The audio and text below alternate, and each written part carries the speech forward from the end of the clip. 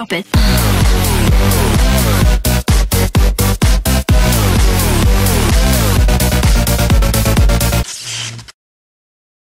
I can't quite pinpoint why, but a lot of platforming franchises seem to go the way of the kart racer at some point. Mario, Sonic, Crash, Jack, Banjo, Crash, Sonic, Diddy Kong, Sonic, Crash. And hey, judging by Naughty Dog's track record with the Crash and Jack games, I went before that Uncharted is on the way as well. So I suppose it's inevitable that LittleBigPlanet would also join the ranks. After all, a game that puts creativity and imagination to the test sounds like a great idea for any genre. The first LittleBig game is one of the best games I've played in a long while, and while LittleBig 2 isn't nearly quite as good, it's still awesome. So applying the charming LittleBig formula to a kart racer gives you LittleBigPlanet Karting. And let's just hope it's better than the flop that was Bond Nation Races.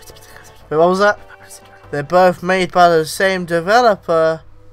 Oh no. After the events of LittleBig 2, Sackboy is standing around doing what looks like nothing at all, when a group of guys called the Horde suddenly invade Craft World and steal houses, items and royalty. And since Sackboy doesn't really seem to have any other plans, seeing as he's just standing right there doing nothing at all, it's up to him to jump in a car, hit the pedal to the metal and win races against the said Horde. And seeing as this is a kart racer, the almost non-existent story is pretty excusable. I mean, if this was a plot to Half-Life 2 Episode 3, there would be protests, but for what it is, the story's fine. Then again, saying that, I don't think the fact that they steal or damage things at all is ever brought up in the game again, because who cares really? They're guys that you race against. Done. Story done. That's all you need to know. Gameplay wise, LittleBigPlanet Karting is great. The first second I knew I was in for a good time was the same second I started drifting in tutorial mode. Seeing how satisfying it was just made me all tight, yeah! It's a sign of a good game right there. In the same vein as the previous entries in the franchise, story mode just serves to A, inspire you when it comes to creative mode, which we'll get to later, and B, without it, £40 for just creative mode would just be criminal. Throughout story mode, you'll meet a whole bunch of crazy silly characters, as well as exploring the previous games again, which I thought was really cool. But underneath all the LittleBig charm and identity is pretty much just a standard kart racer. You know, you got your power-ups, hidden shortcuts, karts. But the world of LittleBigPlanet really sets this game apart as a kart racer that's almost made like a platformer. But while things like plot, cutscenes and collectibles make for a refreshing change, it makes me wonder if that's for the sake of a breath of fresh air or just staples of the LittleBig franchise. The other mode in the game is Battle Mode, which isn't too dissimilar to Mario Kart Wii. It's every man for himself in a huge arena full of power-ups and weapons. There are some mini-game twists on these levels aside from this, but the battles are pretty damn fun, especially in multiplayer. Whatever man, just keep bringing me that. But with LittleBig, it doesn't matter how good the story mode is, big kicker is creative mode, as the game doesn't thrive on anything more than it does community and creativity. Collecting stickers, items and decorations throughout story mode all comes down to making your own creations all the more presentable. And to be honest, I really don't have the kind of patience for this. And to illustrate my point as well as I can, here's a montage of what everyone else does on creative mode compared to what I do on creative mode.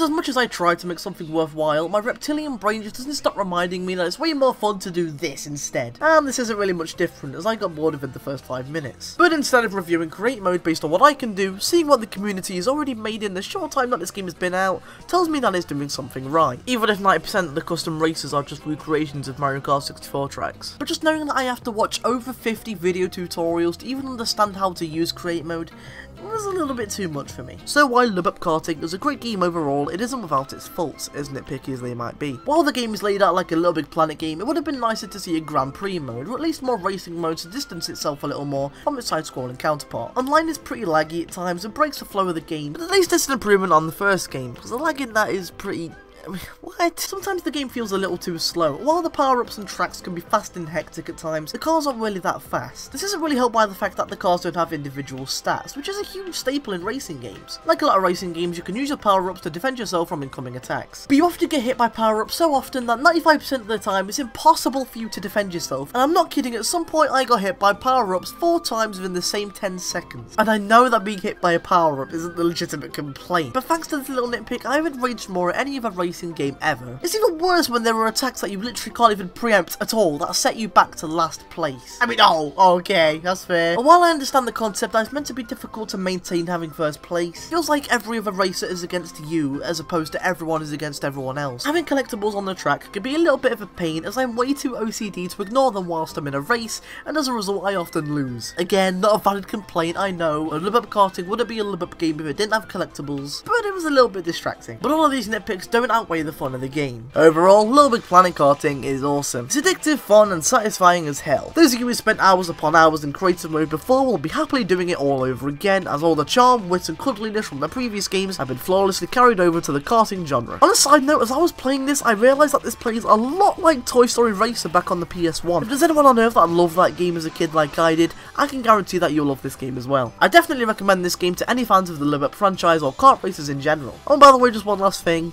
Yes, Stephen Fry is back in this and he's just as British as ever. Get your sack tushy back here and we'll do the whole bally lot again. I would love that. He's like the classy uncle that I always wanted. It's a rather attractive horse, actually, isn't it? Anyways, this has been a Farfetched review. Thanks for watching, everybody.